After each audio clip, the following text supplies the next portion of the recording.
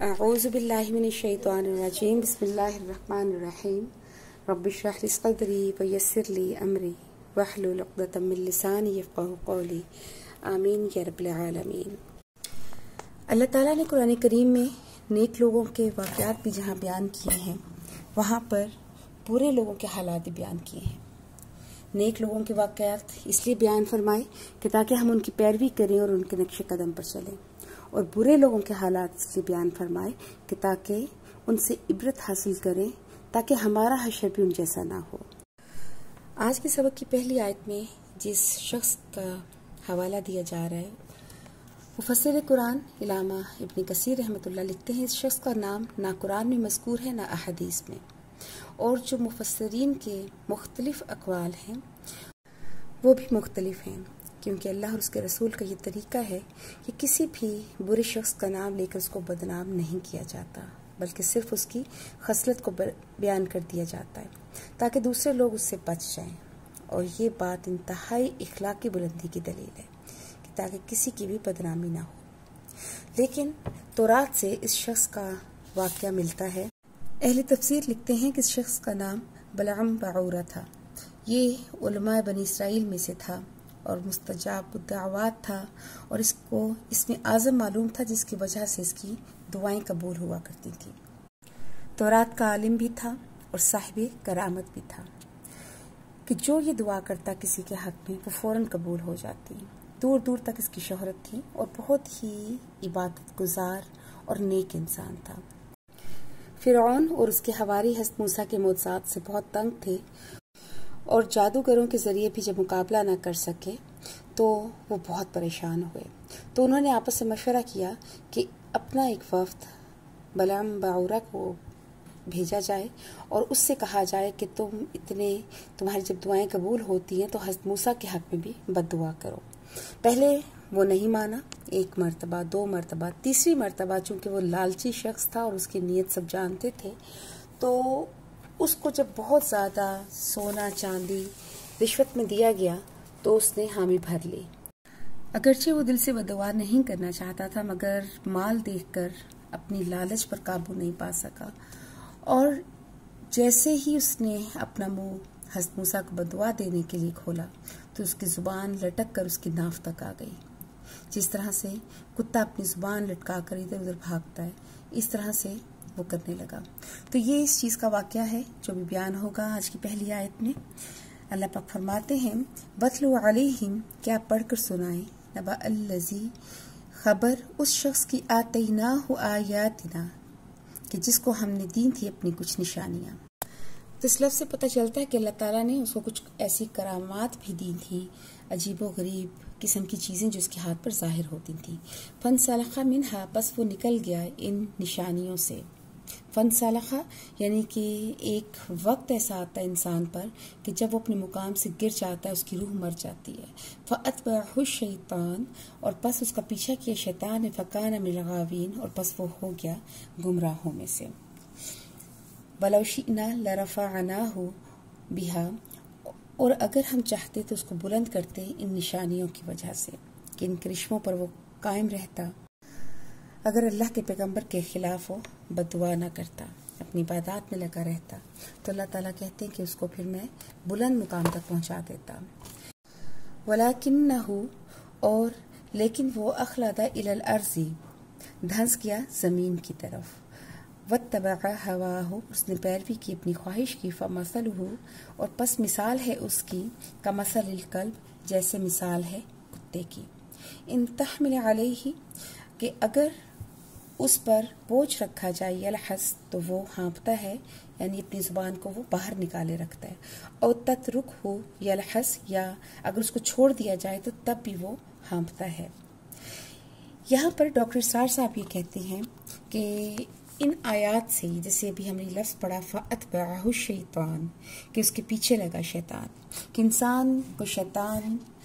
مجبور نہیں کر سکتا، اس کا کوئی اختیار نہیں ہے شیطان پر، لیکن انسان جب پہلے خود غلطی کرتا ہے، شیطان کو وہ موقع دیتا ہے، تو پھر شیطان اس سے اپنی مرضی کے کام کرواتا ہے۔ اور پھر یہاں پر دو تین چیزیں واضح ہوتی ہیں کہ جیسے اللہ پاک نے کہا کہ منھا خلقناکم، کہ اس کے کچھ تقاضے ہیں،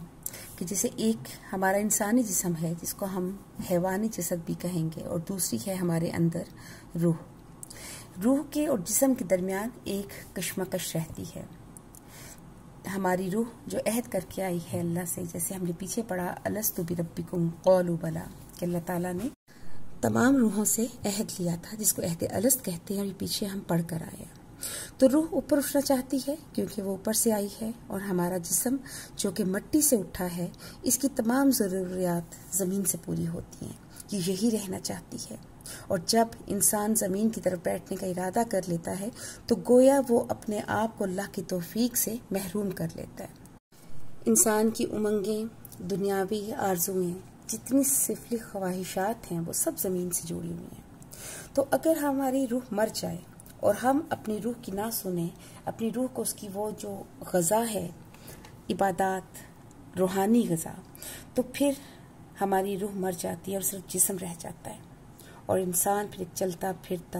حیوان بن جاتا ہے۔ جیسے قرآن پاک میں ہے کل شیء یرجع الی اصلہ، کہ ہر چیز اپنے اصل کی طرف جاتی ہے۔ تو یہ واقعہ، اس انسان کی مثال اللہ تعالیٰ نے ہمیں عبرت اور سمجھانے کے لیے بیان فرمایا۔ آگے فرمایا ذالک مثل القوم الذین، کہ یہ مثال ہے اس قوم کے کہ جو کہ کذبوا بآیاتنا، جنہوں نے جھٹلایا ہماری آیات کو، فقصص القصص، بس آپ صلی اللہ علیہ وآلہ وسلم بیان کریں ایسے لوگوں کے حالات، لعلہم یتفکرون، تاکہ وہ غور و فکر کریں۔ ساء مثلا للقوم الذین، اور بری ہے مثال اس قوم کی کہ جنہوں نے کذبوا بآیاتنا، جھٹلایا ہماری آیتوں کو، کہ وہ مثال یہ ہے کہ ان کی زبانیں کتوں کی طرح لٹکی ہوئی ہیں، باہر کو نکلی ہوئی ہیں۔ وَأَنفُسَهُمْ كَانُوا يَظْلِمُونَ، اور وہ اپنی جانوں پر ظلم کرتے ہیں۔ مَن يَهْدِ اللَّهُ فَهُوَ الْمُهْتَدِ،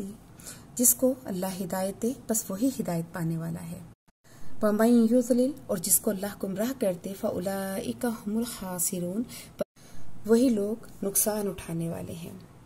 یہ بات پیچھے بھی کئی مرتبہ بیان ہو چکی کہ اگر اللہ ہی نے کسی کو ہدایت دینی ہے، اللہ ہی نے کسی کو گمراہی کی طرف لانا ہے، تو پھر انسان کیوں کوشش کرے؟ تو ایسی بات سوچنے سے پہلے یا ایسی غلط فہمی میں مبتلا ہونے سے پہلے قرآن کا اگر ہم پوری طرح مطالعہ نہیں کریں گے تو ہم پھر گمراہی کی طرف بھی جا سکتے ہیں، کیونکہ اللہ نے کئی جگہوں پر یہ بھی فرما دیا کہ فمن شاء فلیؤمن ومن شاء فلیکفر، پر جس کا دل چاہے وہ ایمان لائے اور جس کا دل چاہے وہ کفر اختیار کرے۔ نولیہ ما تولی، جدھر کوئی پھرنا چاہتا ہے ہم اس کو ادھر پھیر دیتے ہیں۔ یہدی الیہ من اناب، اللہ اپنی طرف سے اس کی رہنمائی کرتا ہے جو اس کی طرف رجوع کرتا ہے۔ اللہ یجتبی الیہ من یشاء، اور اللہ منتخب کرتا ہے اپنے لیے جس کو چاہتا ہے۔ ویہدی من ینیب، اور ہدایت دیتا ہے جس کو جو رجوع کرتا ہے۔ تو اس لیے یہ کہنا کہ ہمیں کوشش نہیں کرنی چاہیے، یہ تو اللہ نے پہلے سے تقدیر میں لکھ دیا ہے، تو یہ چیز بھی غلط ہے۔ آپ اپنی کوشش کی طرف نظر ثانی کریں کہ ہماری کوشش دین کے لیے ہے یا دنیا کے لیے، کہ کیا ہم اعمال آخرت میں جنت کے لیے کر رہے ہیں یا دوزخ کے لیے، کیونکہ انسان اپنی آخری انجام کے مطابق ہی دنیا میں اعمال کرتا ہے۔ اب قرآن کی تیسری حکمت یہاں پر اگلی آیت میں بیان ہو رہی ہے۔ جیسے پہلے عہد الست میں واضح ہوا کہ ایک روحانی وجود ہے اور ایک جسمانی۔ اگر ہماری توجہ اور دلچسپی حیوانی یعنی جسمانی وجود پر ہوگی تو ہماری مثال، ہمارا انجام بلم بعورہ جیسا ہوگا، انفرادی سطح پر بھی اور اجتماعی سطح پر بھی۔ اب دوسری بات بیان ہو رہی ہے کہ جو انسان نظر آتے ہیں اگر وہ اپنے مقام سے گر جائیں تو وہ حیوانی سطح پر آ جاتے ہیں۔ اللہ پاک فرماتے ہیں وَلَقَدْ ذَرَأْنَا لِجَهَنَّمَ، البتہ تحقیق ہم نے پیدا کیا جہنم کے لیے، کثیرا من الجن، بہت سے جنوں میں سے، والانس، اور انسانوں میں سے، لہم قلوب، ان کے دل ہیں جو اللہ تعالیٰ نے ان کو سمجھنے کے لیے دیے ہیں، لا یفقہون بہا، وہ نہیں سمجھتے ان دلوں کے ساتھ، ولہم اعین، اور ان کے لیے آنکھیں ہیں، لا یبصرون بہا، کہ نہیں وہ دیکھتے ان آنکھوں کے ساتھ، ولہم آذان، اور ان کے لیے کان ہیں، لا یسمعون بہا، کہ وہ نہیں سنتے ان کانوں کے ساتھ، اولئک، یہی لوگ، کالانعام، جانوروں کی طرح ہیں، بل ہم اضل، بلکہ جانوروں سے بھی زیادہ گمراہ، اولئک ہم الغافلون، اور یہی لوگ غافل ہیں۔ یعنی جب انسان ہدایت سے منہ موڑ لیتا ہے، ہر دھرمی پر اتر آتا ہے، وہ دنیا کو ہی اپنا مرکز بنا لیتا ہے، وہ اللہ کے احکامات کو سننے کے دیکھنے کے باوجود ان پر دھیان نہیں دیتا۔ جیسے ہمارے سامنے قرآن کی صورت میں اللہ کا اتنا واضح پیغام موجود ہے، ہم اس پہ غور و فکر نہیں کرتے۔ تو جب انسان ایسا طرز عمل اپناتا ہے تو وہ انسان نہیں رہتا، جس کا مقام تو یہ تھا کہ اللہ نے اس کو فرشتوں سے سجدہ کروایا، لیکن جب اپنے مقام سے گرتا ہے تو اسفل سافلین یعنی سب سے نچلے درجے میں گر جاتا ہے۔ وہ اپنی زندگی کا جب مقصد نہیں سمجھتا، وہ یہ غور نہیں کرتا کہ ہمارا خالق، ہمارا مالک کون ہے، ہماری بندگی کا تقاضا کیا ہے، تو پھر اللہ تعالیٰ اس پر مہر لگا دیتے ہیں، اس کے کانوں پر، اس کی آنکھوں پر، اس کے دل پر۔ اس کا دیکھنا سننا حیوانوں جیسا ہو جاتا ہے، کیونکہ دیکھتا تو جانور بھی ہے مگر غور و فکر نہیں کرتا، اور جب انسان بھی غور و فکر چھوڑ دے تو وہ بھی پھر انسان نہیں، جانور بن کے رہ جاتا ہے۔ تو وہ انسان جس کو اللہ تعالیٰ نے فی احسن تقویم کے تحت بنایا، تو وہ پھر جو دیکھتا ہے تو دل کی آنکھ سے دیکھتا ہے، جو سنتا ہے وہ دل سے سنتا ہے، اور جو بولتا ہے وہ دل سے بولتا ہے۔ اور پھر جب وہ ایسا نہیں کرتا، اپنے مقام سے گر جاتا ہے، تو پھر اسی کے لیے اللہ نے کہا کہ ثم رددناہ اسفل سافلین، کہ وہ اپنے مقام سے گر کر حیوان کے درجے پر آ جاتا ہے۔ تو اللہ پاک سے دعا ہے کہ اللہ پاک ہمیں ہدایت کے رستے پر رکھے اور ہمیں وہ مقام عطا کرے کہ جس کو اللہ تعالیٰ نے فرشتوں سے سجدہ کروایا۔ وآخر دعوانا ان الحمد للہ رب العالمین۔